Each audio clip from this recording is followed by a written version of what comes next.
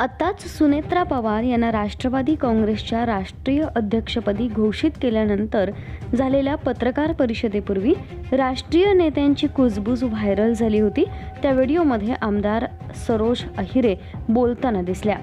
या माणसांनी दादांजवळ जाऊ दिलं नाही, वहिनींजवळ तरी जाऊ द्या, हा रोख पक्षाचे प्रदेशाध्यक्ष सुनील तटकरे आणि ज्येष्ठ नेते प्रफुल्ल पटेल यांच्याकडे असल्याची चर्चा रंगली।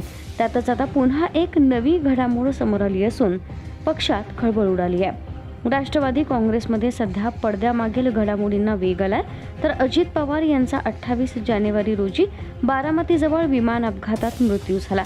त्यांच्या जाण्यानंतर महिनाभरातच पक्षात एक महत्त्वाचा आणि वादग्रस्त निर्णय घेण्यात आलाय। त्यामुळे पक्षातील निर्णय प्रक्रियेवर आता प्रश्नचिन्ह निर्माण झालेत। 26 जानेवारी रोजी प्रजासत्ताक दिनी पक्षाच्या विविध सेलच्या काही प्रदेशाध्यक्षांनी अजित पवार यांची भेट घेऊन आपल्या पदांचे राजीनामे सादर केले होते। हे राजीनामे पक्षाचे प्रदेशाध्यक्ष सुनील तटकरे यांच्या विरोधातील नाराजीमुळे देण्यात आल्याची चर्चा होती।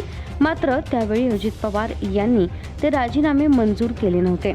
मात्र आता त्यांच्या निधनानंतर कोणतेही कारण न विचारता तेच राजीनामे मंजूर करण्यात आले आहेत।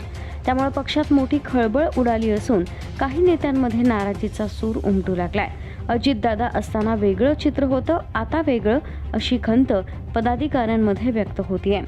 मनोज व्यवहारे असंघटित कामगार विभाग प्रदेशाध्यक्ष, सुभाष मालपाणी उद्योग विभाग प्रदेशाध्यक्ष आणि सचिन जाधव मोटार मालक वाहतूक संघटना प्रदेशाध्यक्ष यांनी राजीनामे दिले होते। त्यांच्या राजीनाम्यांमागील कारणांची चौकशी न करता ते थेट स्वीकारण्यात आल्यानं पक्षातील अंतर्गत तणाव अधिकच वाढल्याची चर्चा आहे।